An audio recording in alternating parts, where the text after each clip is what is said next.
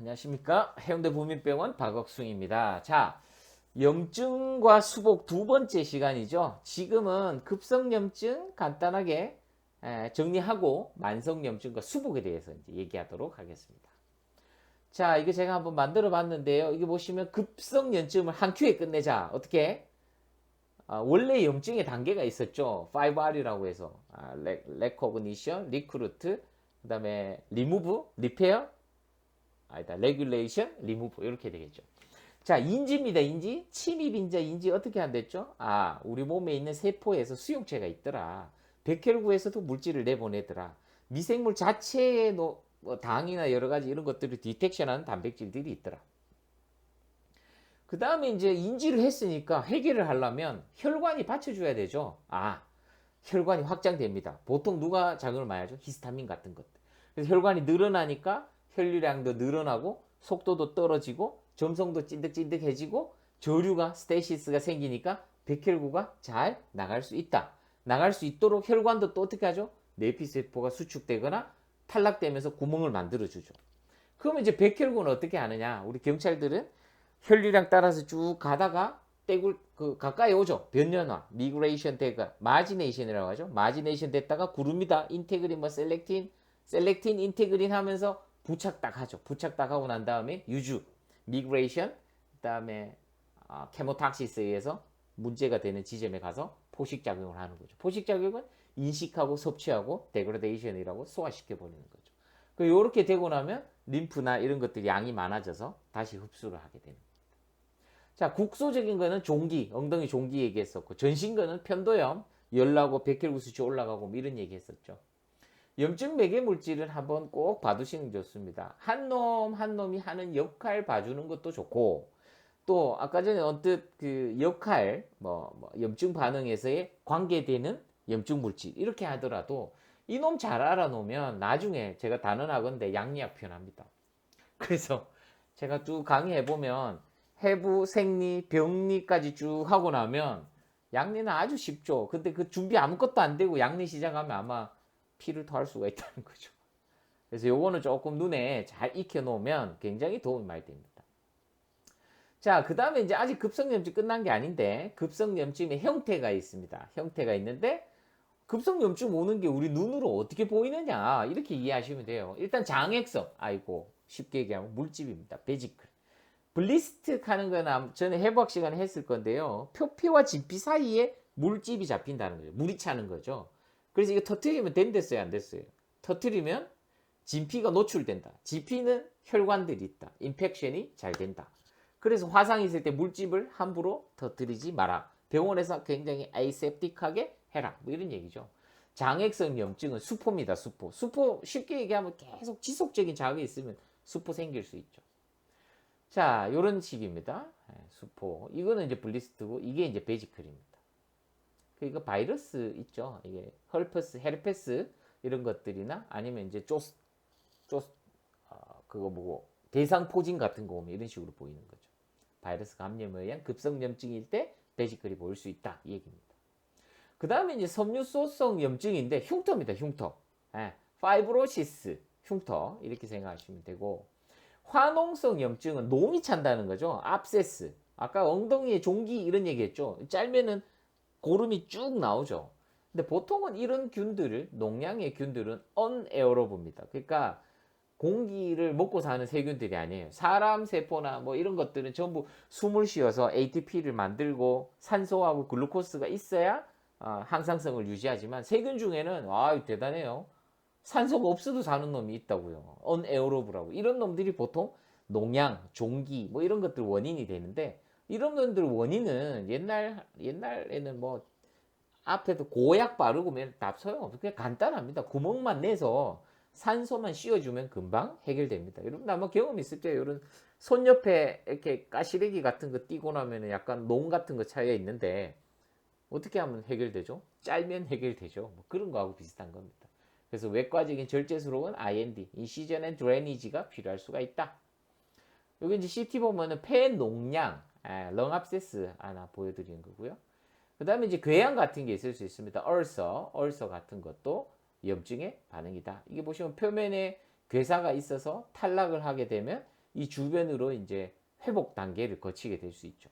근데 만성기가 되면 이 궤양 분화구가 점점 더 이 급성기보다는 더 커질 수 있다. 크다. 이렇게 생각할 수 있습니다. 이게 이제 혀 밑에 있는 얼서. 그다음에 이거는 위궤양 한번 사진 보여드립니다. 자, 그다음에 이제 급성염증의 결과는 크게 세 가지인데요. 하나는 정상. 나 괜찮다. 돌아온다. 이거는 이제 complete resolution이라고 완전 돌아옵니다. 급성염증. 웬만하면 이렇게 되죠. 그 다음에 이제 흉터를 남길 수는 있어요.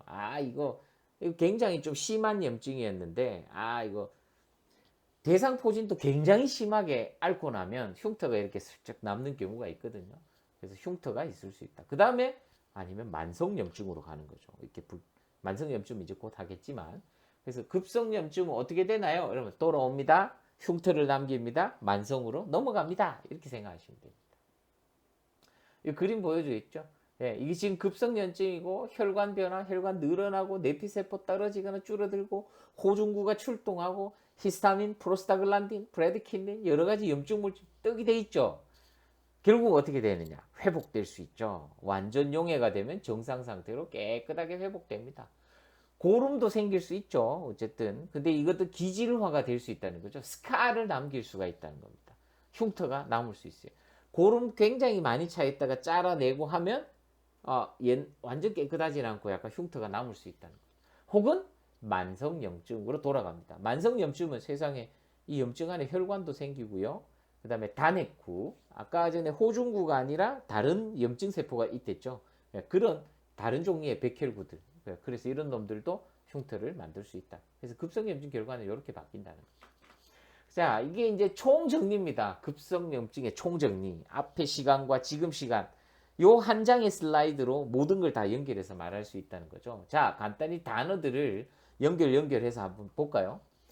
자, 세포 수용체가 인지를 합니다. 세포 안에도 있었고 외부 물질에 있는 놈 알아보는 것도 있었고 백혈구 같은 거에서도 외부 침입자를 인지를 하죠. 자, 그럼 어떻게 돼요? 히스타민이 나와서 혈관이 변하죠. 세동맥이 확장하고 혈류가 천천히 느리게 그 다음에 내피세포는 수축하고 떨어져 나갑니다. 혈관 투과성이 증가된다는 얘기고 백혈구는 어떻게 하죠? 혈관 안에 돌아다니다가 마지네이션 겉에 와서 셀렉틴 해서 롤링 되다가 인테그린 붙여서 유착 딱 하죠. 붙어 있다가 유주, 화학적 주성, 케목타시스, 미그레이션에 의해서 제거, 리무발 하러 간다는 거죠. 그래서 포식 수용체를 인식하고 섭취하고 소화시켜 버립니다. 그래서 내용물에 의한 손상, 뭐 이런 것들 생길 수 있죠. 그 다음에 요 밑에 있는 거는 이거는 염증 매개 물질이다, 그죠? 히스타민, 혈관 느려준다, 뭐 혈관 얘기. 프로스타글란딘은 발적과 열이랬죠. 열도 나고 통증도 있댔다, 그죠? 그래서 하나하나 이렇게 적어놨습니다. 히스타민하고 프로스타글란딘은 발적, 열감하고 관련 있는 것들은 이런 것들. 그다음에 뭐 혈관 투과성, 부종 이런 것들 여러 가지 이 염증 그냥 저도 생각나는 대로 적었으니까 여러분들도 한번 보시면 됩니다. 그래서 굉장히 이 염증 반응 물질 제가 하나 눈에 꼭 중요하다 했던 게 히스타민, 프로스타글란딘, 그 다음에 사이토카인 이런 것들이죠. 여기서 사이토카인이 지금 적어 놓지는 않았는데 하여튼 사이토카인 있습니다. 그 다음에 이제 그 국소냐 전신이냐 이래 봤을 때 오한이 있고 열이 난다, 발한이 있다, 백혈구 증가가 있다, 혈액 검사에서 WBC 증가, CRP, ESR이 올라가 있으면 이게 전신이죠, 전신. 물집, 섬유화, 고름, 궤양 이거는 이제 급성염증의 형태가 이렇다는 거죠. 그래서 결과로는 정상이 된다든지 흉터를 남기든지 만성염증으로 간다든지. 이 앞에 있던 많은 슬라이드를 단 이 한 장에다가 다 축약했는데 이게 조금 마음에 안 들지만 이거는 여러분들이 한번 염증 물질 한번 정리 한번 해보시면 좋을 것 같아요. 그래서 급성염증은 여기까지고 만성염증은요 이게 이제 재밌는 게 이 급성염증에서 있었던 이 염증 반응과 조직의 손상과 수복이 함께 일했다는 희한하다, 그죠? 앞에 공부했던 염증, 급성염증의 이 모든 내용과 조직이 막 손상되는 거와 리페어 되는 거, 인저리와 리페어가 공존하는 이게 만성염증입니다. 물론 기간은 급성염증에서 더 넘어와서 시간적으로도 오래 걸리겠죠. 자, 원인은 뭘까요? 원인은 뭐 간단합니다. 지속적인 감염. 한 번만 치고 빠지면 빨리 급성염증에서 회복되는 경우가 많은데 계속 감염되면 이거 만성염증으로 될 수 있어요. 또 지속적인 독성 노출, 그 다음에 과민성 질환, 면역 질환 이런 것들, 특히 류마티스, 자가면역, SLE 이런 것들은 계속 생기는 거죠. 계속 자극하는 거고. 그러니까 지속적인 외부 자극이 만성염증의 원인이라고 정리하시면 됩니다. 그 다음에 이제 특징인데요. 이거는 조직학적 특징. 그러니까 이렇게 슬라이드를 봤을 때, 조직을 잘라서 봤을 때 있던 특징인데요. 그 세 가지가 있어요. 단핵세포의 침륜. 아까 급성에서는 누구였죠, 보통? 보통 뭐 호중구, 호상구 이런 것들이었죠. 근데 이 만성염증은 단핵세포입니다. 단핵세포가 어떤 거냐? 대식세포, 림프구, 형질세포 이런 것들. 핵이 하나인 단핵세포, 핵이 있는 단핵, 하나인 단핵세포들이 주로 만성염증에 관여한다. 그 다음에 이제 광범위한 조직 파괴. 이거는 뭐 이해하시면 되죠. 급성염증은 국소적이고 뭐 잠깐 이렇다면 만성염증은 굉장히 범위가 인발부하는 범위가 굉장히 크다 이렇게 생각하시면 됩니다. 그 다음에 리페어와 손상이 같이 있다고 했죠. 그 다음에 혈관과 섬유화도 이런 것들이 나타난다는 거죠. 그래서 그 이미지를 만성염증은 뭐 여러 가지 한꺼번에 같이 다 나타나는구나. 이제 그 세포에 대해서 조금 헷갈리실까봐 저 앞에 해부생리에서 들고 와서 보셔도 되지만 제가 다시 이렇게 한번 언급을 해놨습니다. 염증 반응에 관여하는 세포들, 요 앞에 있는 요 친구들은 보통 급성에 관여하죠. 특히 호중구 이놈은 제일 일바따로 나가고 제일 많죠. 개수도 이 많은 백혈구 중에서 제일 많습니다. 그래서 호중구는 급성 염증의 선두주자다 이렇게 생각하시면 되고, 많은 염증 매개물질 분비하는 놈이 마스터셀이라고 하는 이 비만세포입니다. 이게 보면 히스타민, 헤파린, 사이토카인 이거 다 비만세포하고 연관이 있다는 거죠. 비만세포 또한 백혈구의 일종이다. 그 다음에 이제 핵이 하나인 단핵구, 림프구, 대식세포, 형질세포 이런 놈들이 만성염증에 관여를 한다 이 얘기입니다. 자, 그 다음에 이제 그 그레뉴로마토스 인플라메이션이라는 게 있대. 이게 만성염증의 대표 주자입니다. 그래서 요 놈만 딱 언급을 해 놓은 거거든요. 그레뉴로마라고 하는 게 있어요. 그레뉴로마. 오마. 나중에 뒤에 캔서에 하겠지만 오마라고 붙으면 이거 쉽게 얘기하면 덩어리입니다. 덩어리. 그레뉴로마. 한국말로는 유가종. 병원에서는 그레뉴로마. 덩어리입니다. 덩어리. 근데 덩어리가 세포로만 쫙, 그러니까 내가 원래 갖고 있던 세포놈이 부풀어 있는 게 아니라 염증 세포하고 이런 것들이 떡이 돼 있는 상황. 그 다음에 이제 콜라겐이라든지 여러 가지 그 조직을 지지하는 이런 물질들이 그게 덩어리를 이루고 있는 거를 보통 유가종이라고 그래요. 그래서 결핵균, 매독균, 곰팡이 이런 것들 감염이 있을 때 대식세포 활성을 이제 유도해서 이게 유가종이라고 하는 그래뉼로마를 만듭니다. 이거 보시면 돼요. 자, 결핵균하고 매독균하고 곰팡이균이 침입을 했는데 이거 만성염증이죠. 급성염증이나 만성염증이 되니까 단핵구의 일종인 T림프구가 반응을 하는 겁니다. 급성은 누가 했죠? 호중구가 보통 하시죠. 근데 유가종성처럼 만성염증은 이런 감염들, 오래 지속적으로 있는 오랫동안 감염되는 것들 T림프가 작용을 해요. 그러면 여러 가지 여기도 염증 반응 물질이 작용을 하는데 이 대식세포가 활성이 일어나면서 T림프 반응에 의해서 대식세포하고 그 다음에 유피 상피세포하고 거대세포하고 림프구하고 뭐 오만 것들이 다 모이는 거예요. 그러니까 뭘 만든다? 덩어리를 만든다. 이거를 유가종, 그래뉼로마라고 한다는 거죠. 형태가 있는데 그냥 그래뉼로마가 있고 중간에 구멍이 뻥 뚫려 있는 놈이 있어요. 그래서 결핵 같은 경우에는 걸락종, 케이시에이팅, 캐시에이팅 발음 한번 다시 찾아봐야 되겠는데 케이시에스 그래놀로마 이렇게 얘기합니다. 걸락 유가종. 결핵 같은 경우에는 하여튼 치즈처럼 그렇게 되어 있습니다. 그래서 중심부가 세포괴사, 동공을 형성하는 듯한 그게 이제 결핵의 특징이고, 나병이나 뭐 크론병이나 이런 것들은 비걸락 유가종, 케이시에이팅 다시 한번 확인해 봐야 되는데 감염할 때 제가 다시 한번 발음 정확히 해드릴게요. 하여튼 만성염증에는 유가종성 염증이 있다. 유가종이 뭔데? 그래뉼로마가 뭐냐? 이러면 대식구와 여러 가지 세포들이 떡이 돼서 덩어리가 돼 있다. 결핵은 중간에 구멍이 있다. 이거를 걸락형, 치즈 형태 걸락형이라고 하고, 나병이나 크론 같은 경우에는 비걸락이다. 그래서 이거 한번 다시 확인해 보도록 하겠습니다. 자, 그 다음에 만성염증 전체를 한번 간단한 단어들로 연결 정리를 해볼게요. 보시면 지속적인 자극, 감염, 분진, 면역 반응 등의 원인이 돼서 단핵세포, 큰 손상, 섬유화 이렇게 정리할 수 있죠. 그 다음에 대식세포는 면역과 수복이 시작한다. 림프구는 지속과 심화. 보통 하는 역할이 이렇다는 걸 코멘트해 드린 거고, 유가종성 염증은 T림프구, 대식세포, 유상피세포, 유가종 형성한다. 그래뉼로마를 만든다. 그래서 덩어리가 돼 있어서 결핵은 걸락, 나병이나 크론은 비걸락 특징을 갖고 있다. 이렇게 해놨습니다. 그 다음에 이제 제일 마지막입니다. 이제 염증, 급성염증, 만성염증 했고, 이제 조직 수복에 대해서 얘기합니다. 수복은 간단해요. 재생이냐, 흉터냐. 재생은 새로 살아나느냐, 흉터는 뭔가 떡살이 남느냐, 뭐 이런 거라고 볼 수 있죠. 그래서 손상을 받으면, 약한 손상은, 똑같네? 근데 심한 손상 받으면, 모양이 달라져 있죠. 흉터가 남는다. 이 얘기입니다. 그래서 재생은 여러 가지 재생 능력이 있는 세포들, 특히 그로스펙터, 저전번 시간에 뭐 세포 주기할 때 그로스펙터는 G0에서 G1으로 넘어갈 때 작용을 한댔죠. 그죠? 성장인자 줄기세포가 관여를 한다는 거죠. 세포의 종류들이 많아요. 우리 인체는 어떤 종류들이 있느냐면 불안정, 안정, 영구세포가 있는데, 불안정한 세포들은 재생을 엄청 많이 합니다. 침세포, 뭐 여러 피부세포 이런 것들은 재생을 엄청나게 해요.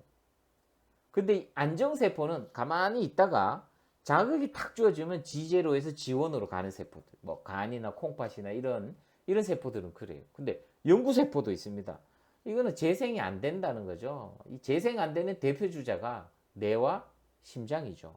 그래서 여기는 손상받으면 전형적으로 흉터를 재생이 안 됩니다. 지금 수복 얘기하니까 재생 얘기하는 거예요. 그러니까 재생 얘기하니까 재생이 잘 되는 세포, 되지 않는 세포 얘기하는 거죠. 그래서 이 그림 보시면 G2에서 M기로 엄청나게 많이 돌아가는 강한 재상 능력을 가지고 있는 놈을 불안정 세포라고 하고요. G0에서 G1으로 필요할 때 돌아가 볼까 하는 게 이제 안정세포입니다. 이게 이제 간세포하고 여러 다 들어있고, 영구세포는 없어요. 그냥 한번 손상되면 끝. 스카 남으면 끝. 그러니까 심장과 뇌가 힘들죠. 자, 간세포를 예를 하나 들었습니다. 간세포는 앞에서 뭘 했죠? 여기 안정세포에 속하죠. 자극이 주어졌을 때 G1으로 간다. 그래서 간족이 자극이 주어졌을 때 누가 역할합니까? HGF. GF 많이 들어봤죠? 그로스펙터. 헤파토셀룰러 그로스펙터. 헤파토사이트 그로스펙터 되겠죠? TGF. 여기도 GF 있죠? GF가 뭐죠? 성장인자다. G0에서 G1 갈 때. 그래서 이때 이제 간세포가 증식하게 되고, 그래서 간이 재생한다. 이 얘기입니다.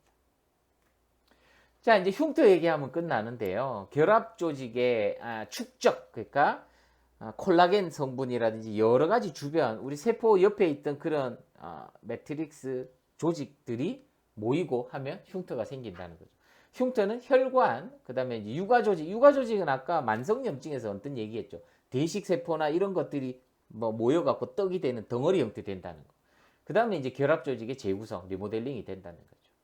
여기 보시면 손상과 감염이 됐습니다. 손상 부위가 있죠. 염증이 생겼어요. 여기서 하나 추가를 한다면 혈관 하나 들어가면 되겠죠. 앞에 여기 혈관 형성이라고 돼 있으니까, 그죠? 혈관 형성 하나, 이건 뭐 사실 그림에서 혈관도 있다라고 보면 됩니다. 그래서 유가 조직을 생성하면 이게 흉터가 된다. 그래서 혈관 형성 나왔으니까 뒤에 뭐가 붙었죠? 그로스펙터. 혈관 형성하는 그로스펙터가 보통은 VEGF라고 하고, 여기 보시면 혈관 내피 성장 인자는 VEGF. 이게 이제 혈관 내피 성장 인자죠. 그 중에 서브타입인 A가 관여를 한다. 이 얘기입니다. 그 다음에 유가 조직 형성은 아까 전에 대식세포나 여러 가지 호중구 말고 만성염증에 있던 여러 가지 백혈구 세포를 했죠. 그래서 그런 세포들도 있고, 섬유 모세포라든지 세포 외 기질, 특히 콜라겐 같은 것들이 침착되면서 유가 조직을 형성한다는 거죠. 여기 찬찬히 읽어보시면 유가 조직은 모세혈관, 섬유 모세포, 백혈구 나왔죠? 성긴 결합 조직 등으로 구성이 된다. 덩어리가 된다 이 말입니다. 그 다음에 이렇게 보시면 이게 이제 섬유화가 되어 있는 거죠. 이게 만성염증에 의해서 이렇게 생겼다는 거죠. 이게 이제 그 파이브로시스 된 놈들이 파랗게 보이는 거죠. 염색돼서. 그 다음에 이제 리모델링 하는 겁니다. 안정적인 섬유 조직에 흉터가 생겨진다. 그래서 재생이라는 거는 재생 능력에 따라서 정리해 놓은 겁니다. 불안정, 안정, 영구세포로. 그 다음에 이제 흉터 같은 경우는 혈관 형성, VEGF, 유가조직 형성, TGF, 결합조직, 특히 MMF 이런 것들 통해서 리모델링 한다는 거죠. 그리고 이제 뭐 조직 수복을 천천히 할 수밖에 없도록. 그러니까 상처가 잘 안 낫는 거죠. 나이가 많으면 그럴 거고, 영양 상태 안 좋으면 그럴 거고, 당뇨나 스테로이드를 많이 쓰고 있으면 그 수복이 늦어집니다. 오히려 스테로이드는 염증은 항염증인데 수복이 늦어지죠. 그 다음에 이제 국소적인 인자 같은 경우에는 그 부위에 감염이 돼 있다거나 혈액순환이 안 좋다든가 이물질이 있다든가 기계적 요소가 있으면 회복이 잘 되지 않습니다. 혈액순환 장애의 대표적인 거는 당뇨죠. 당뇨가 이 얘기입니다. 당뇨는 말초 혈관이 좋지 않거든요. 혈액순환이 잘 되지 않으니까 당뇨발 이런 것들, 당뇨발 상처가 났는데 당뇨 환자들 발 잘 낫지 않거든요. 그래서 수복이 잘 되지 않는다 이 얘기입니다. 그래서 쭉 한번 읽어보시면 이렇게 정리해놨습니다. 스테로이드 먹고 당뇨가 있지만 뭐 독거노인이다, 유리조각 밟았다, 며칠 지나서 보니 고름이 나기 시작했다. 이렇게 한 번에 이해하시면 조직 수복을 이해할 수가 있겠죠. 피부 창상은 사실은 이제 찢어진 상처인데 이렇게 두 가지가 있습니다. 1차, 2차가 있는데 1차는 내가 낸 겁니다.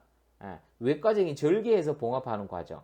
2차는 손상이 넓고 심한 경우 내가 한 게 아니라 넘어진다든지 여러 가지 충격에 의해서 이렇게 상처가 나는 건데 책에 보시면 이렇게 이런 순서로 회복되어 간다는 걸 잘 정리해 놨으니까 한번 읽어보시면 되고 당연히 얻은 게 스카가 적겠어요.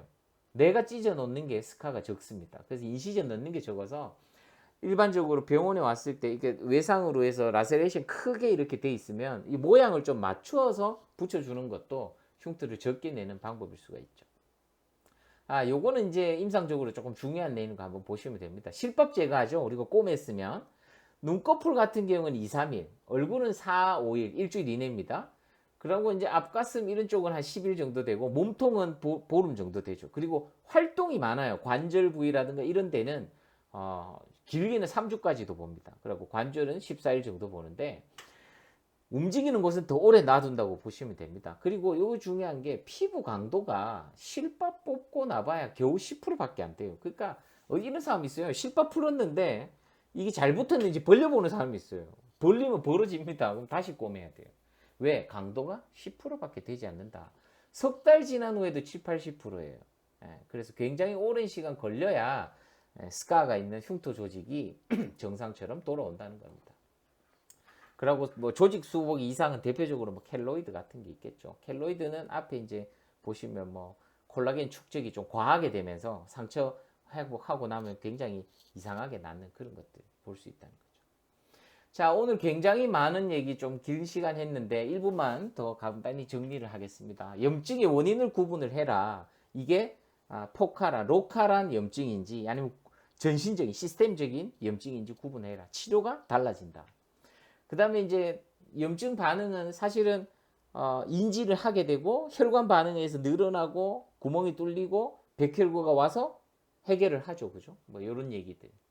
그 다음에 이제 각종 염증 매개 물질, 특히 히스타민, 프로스타글란딘, 사이토카인, 그리고 킨닌 뭐 이런 것들은 조금 알아놓는 게 굉장히 좋다. 그래서 발열에는 프로스타글란딘과 요놈은 사이토카인이죠. 그리고 통증도 프로스타글란딘, 브라디키닌 이런 것들이 관여한다. 이런 것도 혈관 확장 간지러우니까 안티히스타민, 히스타민 반대되는 약을 쓴다는 거죠. 그리고 모든 진통제 해열제들이 다 거의 대부분 프로스타글란딘과 연관된 그런 약들입니다. 그래서 국소 통증은 엉덩이에 생긴 종기를 생각해보자. 전신 증상은 편도염이 생겨서 열이 나서 피검사하고 혈액검사에서 WBC와 CRP, ESR 같은 게 올라간다. 이런 거. 그래서 급성염증 전체도 한번 쭉 읽어보시고 만성염증의 특징적인 게 그레듈로마라고 생긴댔죠. 대식세포하고 이렇게 덩어리가 진다. 그 다음에 만성염증 전체도 한번 읽어보시면 되고요. 조직은 회복되거나 스카가 생긴다. 1차 융합, 2차 융합. 웬만하면 1차 융합 가야 스카가 적게 남겠죠. 자, 염증은 여기까지 하도록 하고요. 계속 반복입니다. 말도 빠르고 하지만 한 번만 잘 정확하게 이렇게 체계화를 시켜서 해보시면 그렇게 어렵지 않다. 그리고 아까 중간에도 한번 말씀드렸지만 해부, 생리, 병리가 돼야 양리까지 올라갈 수 있다는 거 꼭 한번 인지하시고 염증에 대해서 다시 한번 개념을 명확하게 염증 물질에 대해서 명확하게 잡는 시간 되셨으면 좋겠습니다. 여기까지 하겠습니다.